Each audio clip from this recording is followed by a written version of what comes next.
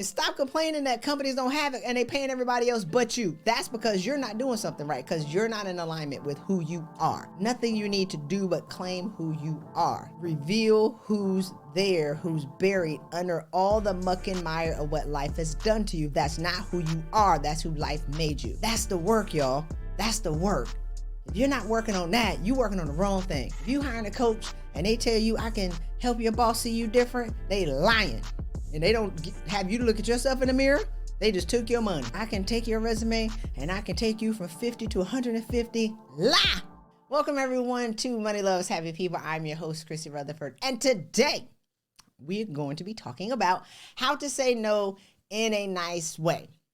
How to say no in a nice way is searched 8.2 billion times a month. Do y'all have a problem with saying no? Do you think that there is a way to say no in a nice way? So let's break it down. Let's talk about it. 5 points I have today. Who is benefiting from your yes? That's a question. Who's benefiting from your yes? Number 2, are you miserable trying to make everybody else happy?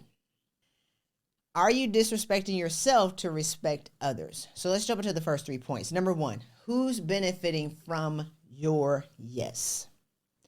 A lot of times we're reluctant to say no because we think we're going to hurt somebody else's feelings. We're reluctant to say no because we want people to like us. We're reluctant to say no because they're dependent on me. They need me. Who am I without them? What are they going to do? Who are they going to call? I'm the only one. So you're trapped in this perpetual cycle of being used. Are you trapped in a perpetual cycle of being used? And are you tired of it? Are you tired? Are you exhausted? Are you overwhelmed? Does your eye twitch when certain people call you on your phone?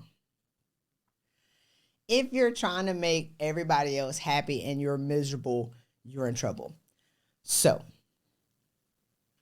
who's benefiting from your yes? I think about we're conditioned. I'm not sure about the men. Men, y'all write and comment on this video and let me know. Women are conditioned to be people pleasers at a very young age. I remember playing with my niece and she has a stove set, a dishwasher. Somebody bought her a plate set. They got her a mixing set. She got a broom and a mop. She got plastic cleaning sets. I'm like, why are we teaching this kid to be domestic? This is crazy. I don't see their son got a freaking kitchen set. Who bought this baby a bucket of dishes to wash? She's 2. She love to wash dishes. She love to cook. She love to clean. This is crazy. The baby is 2. She's 5 now. I told my brother, it's time for the baby to start her own business. She gonna start a soap making business. I'm gonna put the links below this video. Y'all order the baby soap. It's gonna be great. It's time for her to start making her own money. Leave these baby dolls where they at. Back on this. Were you conditioned at a young age to please other people? She go in the kitchen and she cook and she brings it to me. You like it? And I gotta be like, oh yeah, I love this plastic pizza, girl. It's so good, it's delicious. She's happy that I'm happy. She's going to cook for her auntie so her auntie can be happy. She'd be like this, do you like it? Yeah, I'd be like, no, I don't like it. She get mad and throw a tantrum. I'm the auntie. No, I don't like it. I ain't want no pizza. I wanted the waffle. Go searching them 1,000 plastic toys to find me the waffle. So, were you conditioned at a young age to surrender what made you happy to make other people happy? Were you conditioned at a young age to make other people happy? And now that's your mission. That is your sole intent in life, is to make other people happy. Now you're tired, you're worn out, used, abused, broke. Who's benefiting from your yes? Who's sleeping well at night, giving you their problems for them to solve? Who's sleeping well at night? Well, they know you got it because you're the dependable one. You're the one that everybody can count on. You're the one that's going to go out of the way to solve everybody else's problems, have no time to solve your own problems. Actually, you probably don't even have no problems. You stay up at night worried about other people. When it comes to saying no, that's the reason I'm going to want to do it. You're tired. No, I ain't got that. Christy, you want to help me move? She look at my face. What? You gonna call a moving company? I don't do that no more. 40-something. I got money. Will you pay for it? No. It ain't my furniture. Somebody text me, Christy, can we talk? For what? That's my question. I need to know. What we gonna talk about? I don't do agendaless phone calls. Even my friends. I don't have as many now. It's okay. I would rather have 4 quarters than 100 pennies. Not 100, but 100. I would rather have 4 quality friends where we share energy, we share information, we share intellectual property, and we're on a mission to be greater for ourselves, greater for humanity, and we need each other to get to the next level than to have 100 people who are using me. So when people say, can I talk to you? My question is, why? Because I know you want something from me. You want to extract something from me, and extracting from me is no longer free. I'm an infopreneur.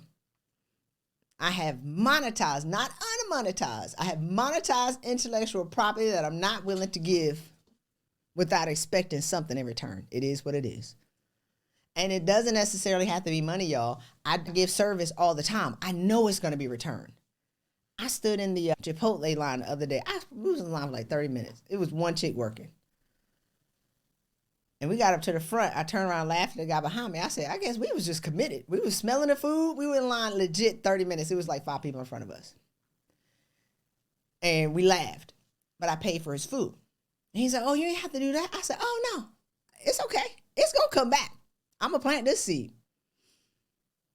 And you can do what you do. I know it's going to come back.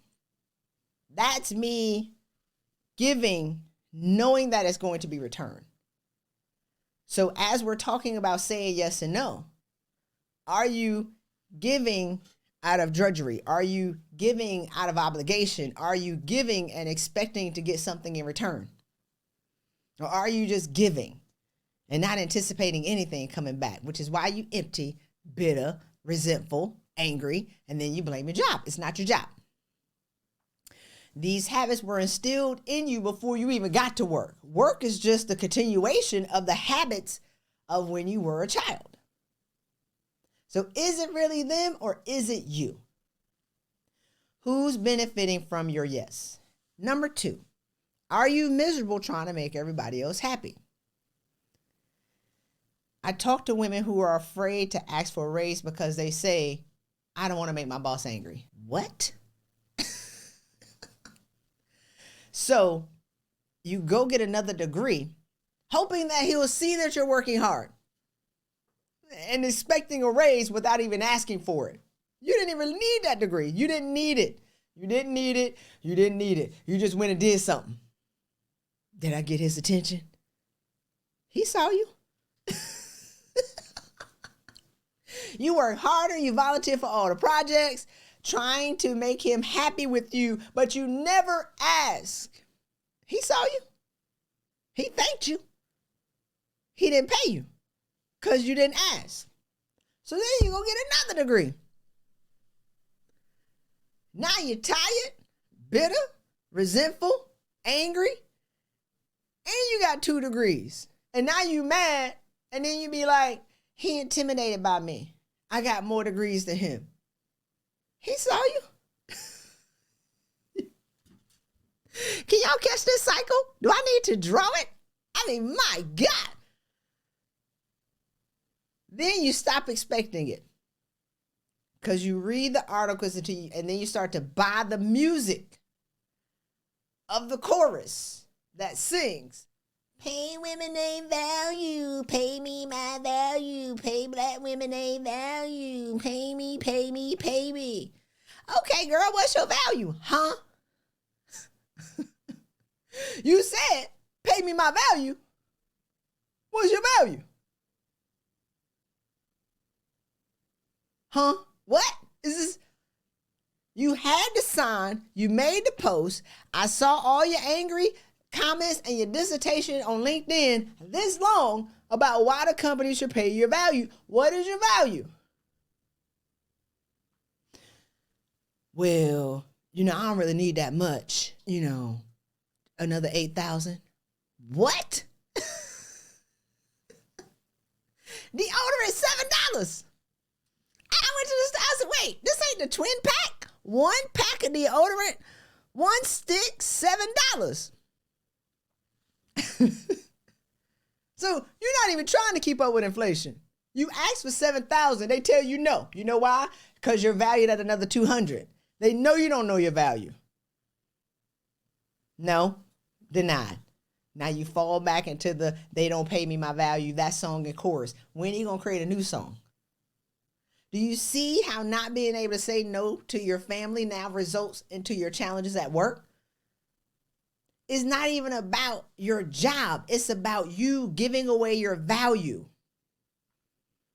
It's about you being stuck in a cycle and a pattern that's no longer serving you. It's not about them, but they're the easiest people to blame.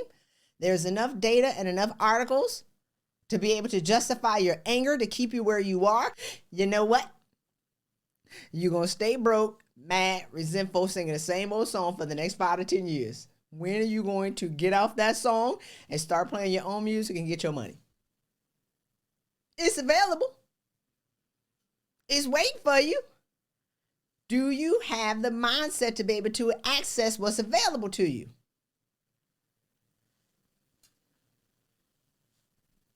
Number 3, are you disrespecting yourself in order to respect others? Are you disrespecting yourself at work, playing second fiddle to a person whose song is not in tune in order to be respectful? I talk to a lot of women who be like, I'm better than my boss. Yes, you are. Hey, Christy Rutherford here. Do you want to learn how to ask for and get a 30% raise without getting another degree? Look, Black women are the most educated and the least paid. That should tell you that math is not mathing. The degree is not the path to the next level. It's actually learning how to articulate the value and take credit for the work that you've already done. So I want to invite you to get my free case study at changenowwithchristy.com. Just get the information, use it, and take the money out of the hands of your employers and put it into your household because you already deserve it. You just have to know how to ask for it. Again, changenowwithchristy.com. I can't wait to get this insight, use it, and get the money that you deserve. Take care. I'm better than my boss's boss. Yes, you are. And what? What are you doing about it? I agree. You've told everybody. You've sung the song. What are you doing about it but complaining about it? Nobody has ever challenged that story. They be like, yeah, girl, you right. Me, what are you doing?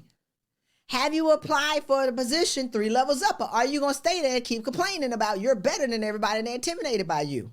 The problem is you chose a lower fitting position to not ruffle any feathers, and now you to mess around and hung out and fell into the hyena den. Mufasa done showed y'all lions and lionesses can't hang out with the hyenas. His own haterade brother killed him.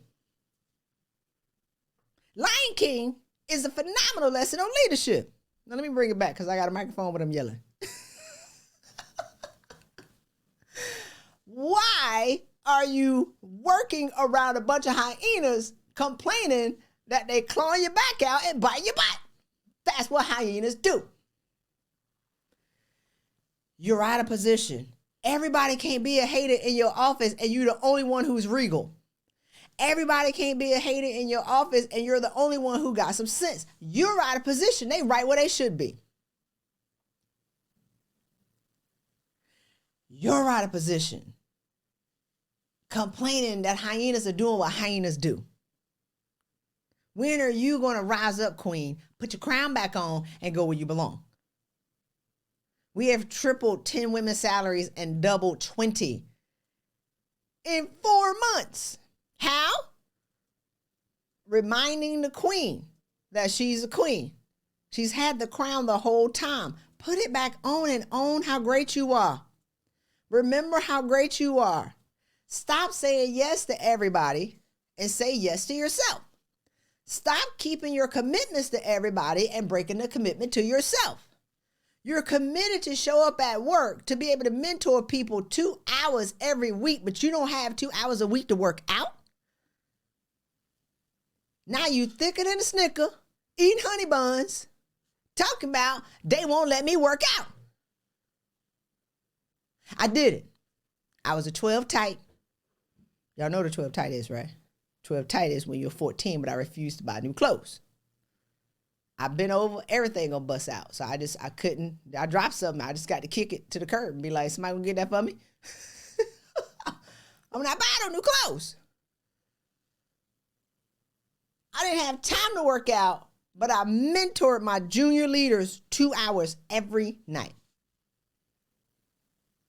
At 5 o'clock, when everybody going home, they would drag their chairs in my office and we'd sit down and have Q&A time. Now, I don't regret that because naturally I'm a coach and I'm a mentor. And to this day, these dudes are killing the game. They're some of the top leaders in the organization. It was a sacrifice to that, though. Was it worth it? I think we could have did it better. I think I could have gave them 2 hours a week, 2 hours a day, y'all. And I'm thicker than a Snicker. I'm wore out. I'm tired. I'm crazy. I'm anxious. I hate my life. I can't run game on nobody. I don't have time to date anybody because I'm mentoring people. I wasn't saying I ain't doing that. And let's be clear. I had 160 people work for me. I mentored 90 people outside of my office. I was doing too much. Are you doing too much? Friday night, 11 o'clock, I'm in the club mentoring people. They calling me. I step outside. Lil John to the window, to the wall playing. I got to step outside the wall. Sunday morning, 6:30, they're waking me up. I got to be there. I have trained people to need me. It was too much. So I want y'all to consider this. In order to get to the next level, you need to do one right thing. Y'all are doing 20 good things. I was doing 20 good things, but I burned out. I really needed to do one right thing. What's that one right thing? Take care of my mental and physical health. Make myself a priority. Start saying no. Focus on Christy. Be selfish. Get my life right. Get my mind right. Get my body right. People be like, Christy, can you call me? What you doing? I sit in my house and look out at the ocean. I put up a post recently where I was riding my bike down the street, whistling. But this is what I'm doing when people asking me why I'm not calling them back. I'm riding my bike down the street, whistling. Like this. What you doing? Nothing. Watching the Avengers. I'm doing absolutely nothing. I'm not calling you back. What you want? What you want? You want to extract my energy, my time, and my intellectual property? No. Who can call me immediately? The 5-year-old. Hey, I got my niece is calling. Oh my God. Baby calling me. My brother, free access. Certain people in my family, I love my family. Other than that,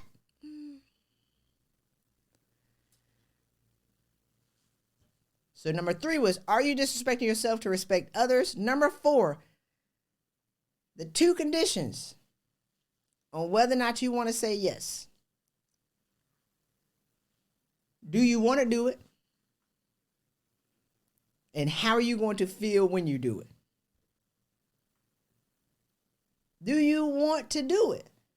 And how are you going to feel when you do it? So when I learned this, finally came out the jungle, around the children of Israel, going around in my brother's house for 40 years. It was 3.5 years. This was a long time. It was a journey. Came out fresh in these streets with just who I am, y'all. This is who I am. I was who life made me. This is who I am. Call me, label it whatever you want to. Call me selfish, self-centered, She thinks she all that. She loud. Whatever. And I'm happy. That's it. I don't care how you label how I feel about myself. You too confident. What you want me to be, weak? You think you all that. What you want me to think I'm a loser? You intimidate me. Look, let me tell you something. Now, I used to be real crazy. Toxic. Aggressive. If I intimidate you now, pure in heart, what do you want me to do? Turn my light down so you can be comfortable? No. Bust up out my face. We ain't got to be friends. I won't do one thing for you to like me. Nothing. So anyway, get off that tangent. So we're having a happy hour with my friends. And one of my friends was like, I got a ticket to the Redskins game. My boyfriend, is it going? Do you want to go? I was like, They was waiting for the rest of the answer. They looking at me, I'm like this. That's my answer. No. There's this weird pause and I'm done. What y'all want me to say? No, because my cat need braces. Or no, girl, I got plans. Or I can't do that because I'm moving. I'm getting my hair done. I can't because. No is my answer. No. I don't have to lie and come out of integrity with myself. I'm not going to lie to you and step out of integrity when the Lord is watching and keeping count at all time. The answer is no. And it wasn't a guilty no. It wasn't an aggressive no. It was, I'm smiling. I'm happy. I'm not going to go so you can feel good about me. I'm not going to go because your boyfriend ain't going. I'm not going to spend $200 of my money to waste 4 hours of my time for something that I don't even find entertaining. Now, if you'd have been like, I got tickets to go see Lord of the Rings in the replay in the movie theater, I'm on it. How much? Boy, if you're doing something that I want to do, oh, yes. But it's something that I don't want to do. That would have been something out of obligation so she didn't lose out. So I'm going to pay my money and lose 4 hours of my time so she don't lose? That's not my business. And my other friend laughed about it. She said, Chris, we'll wait for the rest of your answer. I was like, girl, that was it. So number one is, do you want to do it? If not, just say no. No.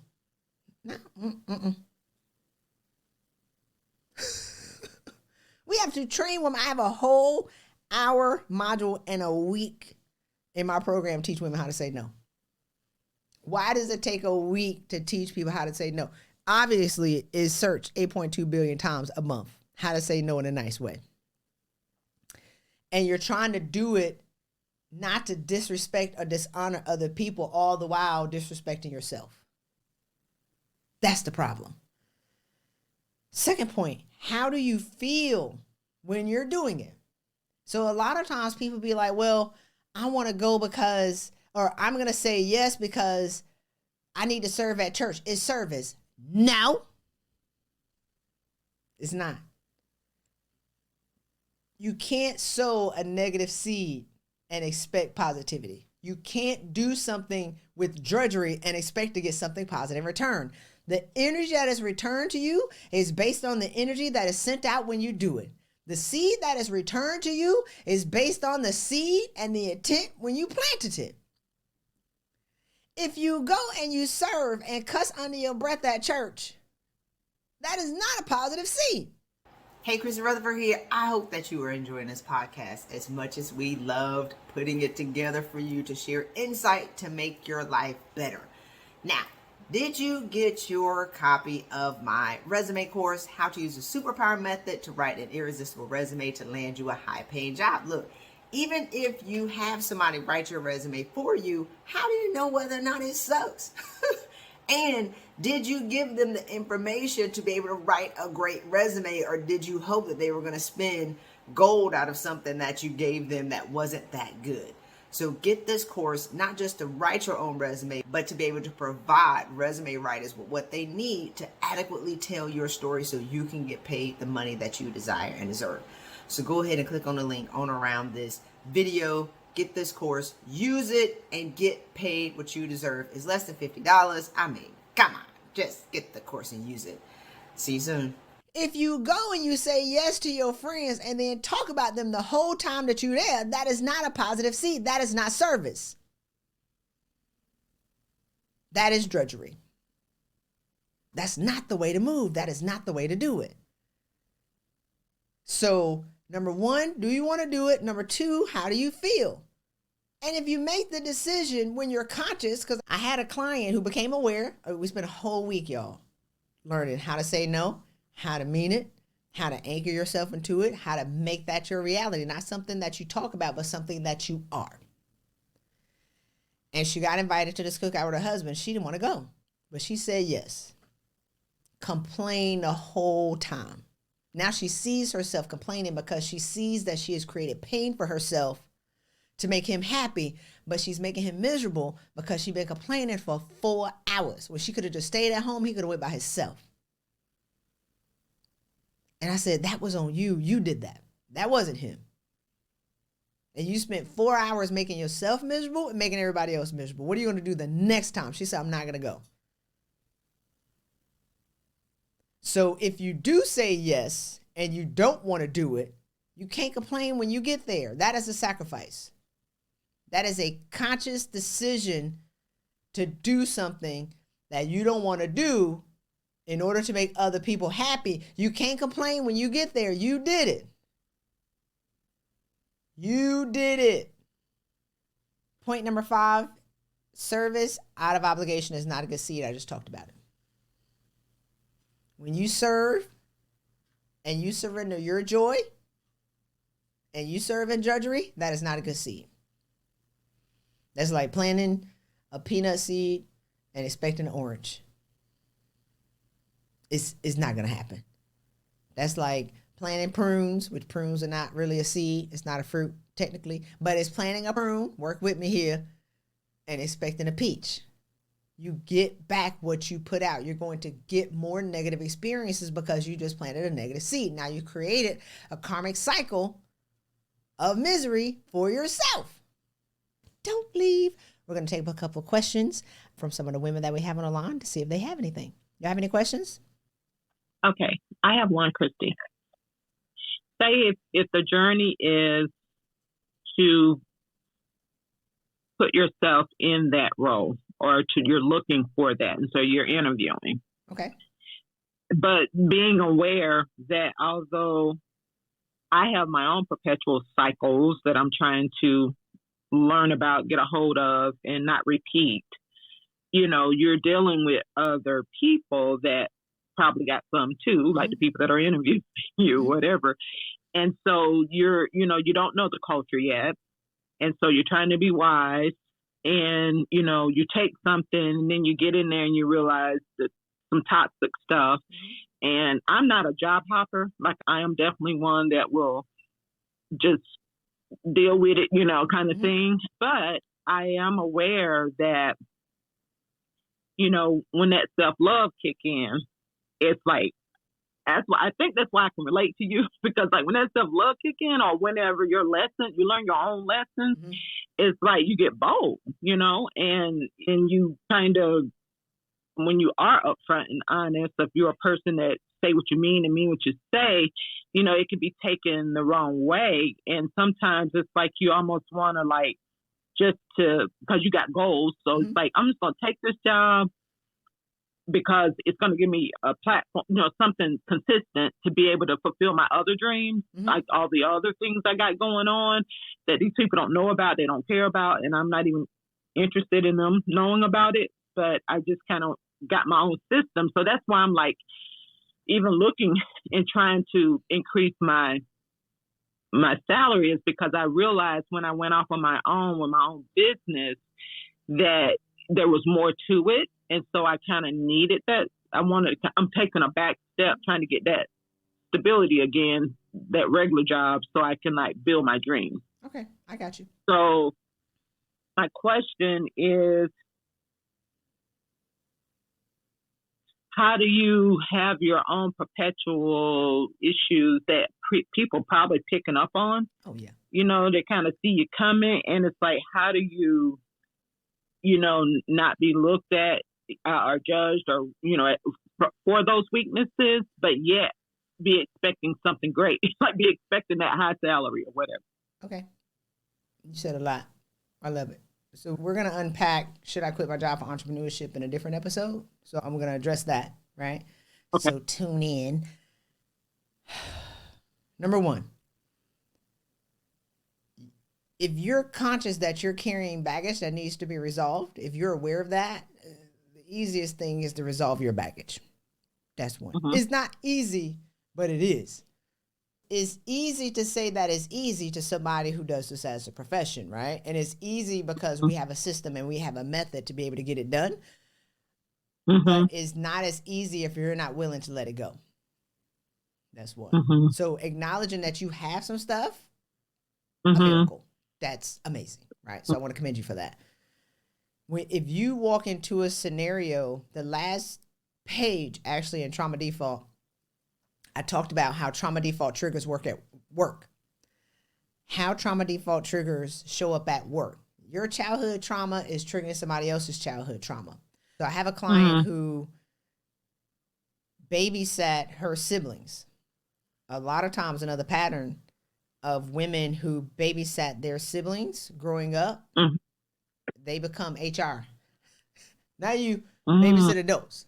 A lot of women who raised their siblings or babysat their siblings at no cost work in HR, babysitting grown people for a little bit of money and not necessarily expect a lot of money because you did it for free. But she worked in HR and her boss loved her, but she talked down to him because she always acting like somebody's mama. So we get on the phone. She's like, my boss wants to keep me. He don't want me on his team no more. He wants to move me, but he wants to keep me. I already know. That's my gift. I just need to get her to tell it to me. Okay. If she babysat her siblings, he probably has mama issues where he don't necessarily like his mama talking down to him. Her perpetual state of talking to people like their children is triggering his childhood trauma of his mama talking down to him. He understands her value. He's melting.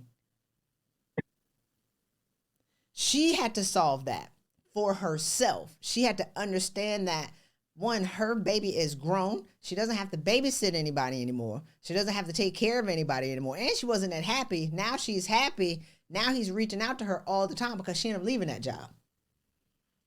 Like this, we want you back, we want you back, we want you back. Because when he talks to her, he can feel her energy. So like I was talking to someone in a different episode when she was talking and asking these questions, I'm like, I don't necessarily hear what you say. I hear your energy. I hear your vibrations. So your energy speaks louder than anything that comes out of your mouth. So if you're showing up in an interview wounded, they feel it. If you showing up in an interview like a victim, they feel it. If you showing up as in an interview pretending to be Mary Poppins while you on fire and you straight nuck if you buck WWF, they can see it and they can feel it. The paint is melting off the wall and you smiling like the Grinch. Denied. Oh, they say I'm overqualified. They don't want me. They don't hire women. So the work is on you. When you get yourself in order, when you create a pleasing and harmonious attitude within yourself because you've done the work and you've done the personal development, you can see, you just stay out of the trap and the triggers of other people. You avoid the minefields of being sucked into the drama of other people because you're on top of yours. There's no way you're going to go back to that. This is a lifestyle of joy. This is a lifestyle of happiness. This is a lifestyle of me understanding who I am. I can operate amongst other people because they say something, they're in pain. A broken person can't break you without being broken in return. Let me say that again.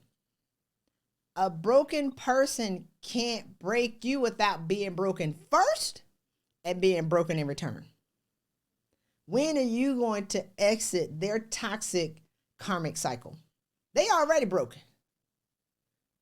They gonna break you, and then they gonna create another karmic debt for themselves to be broken.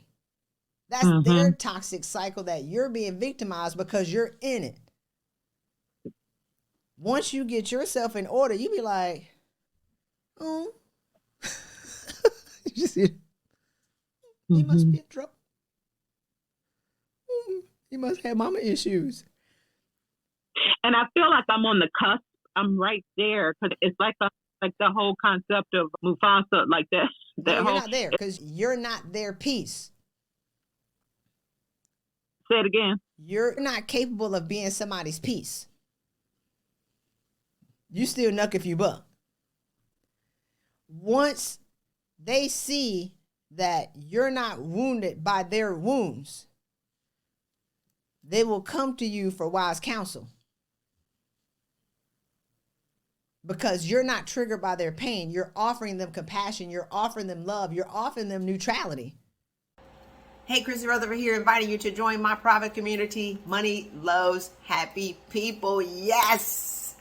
The information is so good. We do live interviews Monday, Wednesdays, and Fridays. I have hundreds of on-demand videos in this community, including my signature course, How to Use the Superpower Method to Write an Irresistible Resume. My other course, 7 Keys to Getting the Raise That You Desire and Deserve. I made hundreds of videos from amazing thought leaders from around the world. You have access to on demand for less than $500. Go ahead, register, join us in this community, get this insight, and get paid what you desire and deserve. Take care. Unbothered, unshaken. Somebody they can confide in. Everybody is going through something in 2023. Right. If you have done no work, if you've done nothing to address who you are, you walking around a ball of fire, a psychopath. You hear me? Pretending to be happy and you're not. I watch these women on LinkedIn. I watch these counselors on LinkedIn. I be looking at these mental health consultants. I swear I screenshot them and send them to my coaches. Psychopaths. Who y'all helping? Y'all need help. Right. Blink twice. Girl, if you need help, stop it. But you're doing it for the money. Let me get off that. Let me get back on it. So, when you have peace, hold on. And I'm going to let you ask the question. When you have peace and you have harmony and you have joy and you operate in a perpetual cycle of continuously seeking peace and joy and harmony, companies can feel that too. This is when they be like, how much?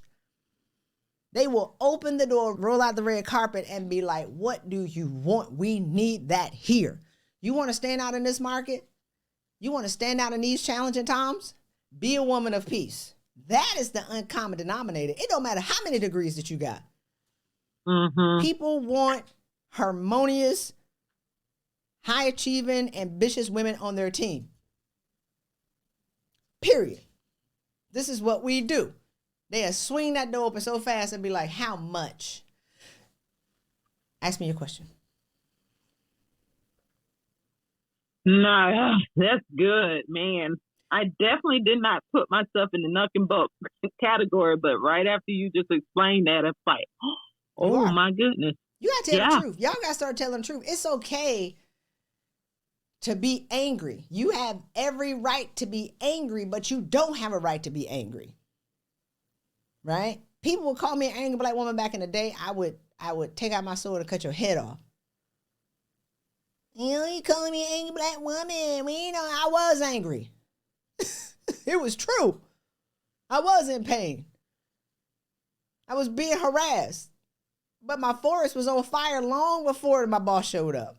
My forest was on fire long before I got to work.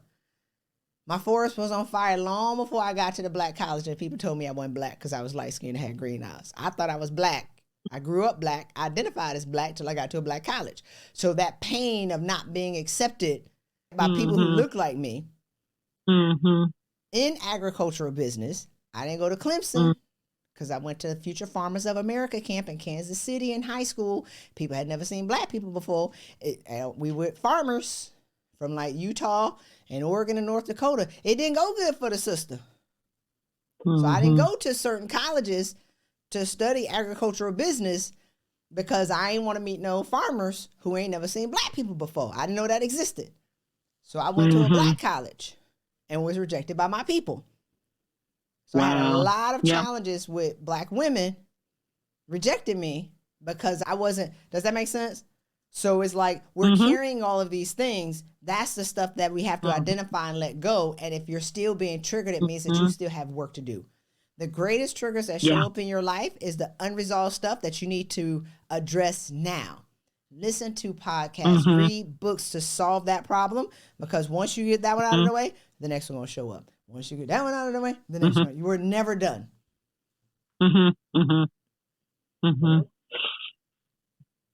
Just real quick, I did want to share yesterday something that homework I hadn't done for myself, that it revealed itself with one of your other clients. And that was like knowing like what strengths you bring to something. And I took the time to do that and it blew my mind. Like the stuff that I wrote down and I thought, no one knows this about me. Exactly. You know what I mean? And it just blew my mind. I like maybe got like 20 things. I mean, it's crazy. And I was just like, wow. So thank you for that. You're welcome. So the problem that women have with writing resumes is that you're giving the resume writer trash, right? Hoping that they're going to spin it into gold like Rumpelstiltskin. Resume writers, Rumpelstiltskin was my favorite book growing up. Resume writers can't spin cotton candy out of ish. Until you get clear on what gifts you have and take credit for all the stuff that you've done, you give them that, or you can write it yourself. You can also get it in my resume course, How to Write an Irresistible Resume, using the superpower method at thesuperpowermethod.com. But it's like, you need to be able to own what you've done, and we don't do that well. We don't take credit for that. We take credit for like the small things, or we're told to dummy down our resumes. And if you're looking at jobs and people keep saying that you're overqualified, it's because you are. Why are you getting mad that you've gone to 5 jobs and applied and they've all said you overqualified and now you're a freaking victim? It means that you should be 2 levels higher than where you are. What are you talking about? They're telling you you shouldn't be here. They're telling you we chickens and you an eagle. You don't belong here. We are a hyena then. They know who they are. You want to come in here, lioness? We're going to scratch your back out. And then you're going to try to file a complaint on us, talking about we harassing you. We hyenas. They know who they are. You don't know who you are. Y'all got to get in position. Y'all are creating these toxic work environments and then complaining about it and then beating the drum with all these other people who in these low-paying, raggedy jobs complaining that they're not making their money. But you keep hanging out with the hyenas and wonder why you're getting your back clawed out. And they tearing your freaking mane off and they done plucked the diamonds and the rubies out your crown. You did that. Leave. We double and triple salaries in 4 months because these women already have that value. We've gotten 5 women. Now we have clients of all races, but I love to talk about the sisters because people always tell us what we can't do. 5 black women, 7-figure packages. They already were valued at 7 figures. They just didn't claim it. They just were unaware of who they were because life wore them out. We've gotten all nationalities. I ain't gonna say all, that's why. We've gotten different nationalities and diversity women, women of diverse backgrounds, increased value. But people always are writing articles about what women can't do. You can always find data to justify the story that you're gonna tell yourself. It's time to start a new story. So part of my goal and the work that I want to do in the world is I want to create a new conversation about what's possible for us. I want to let y'all know women making $425,000 easy, $600,000 easy, $825 easy. Y'all can get 7-figure packages. Shoot for 100,000. Deodorant is $7. What? Shame on you. Wrong with y'all. Get this money. And stop complaining that companies don't have it and they paying everybody else but you. That's because you're not doing something right, because you're not in alignment with who you are. Nothing you need to do but claim who you are.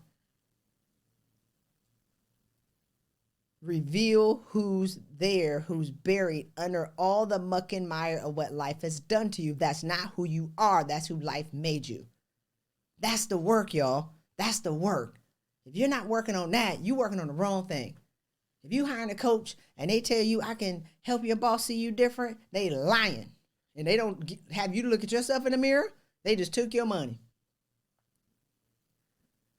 Maybe I can take your resume and I can take you from 50 to 150 without having a 20-hour conversation to you to dig up what you really done. It's not true. Y'all got to stop falling for the okie doke and then telling me about Coach Hurt. I don't want to hear it. Well, I worked with 2 people already. They didn't help me.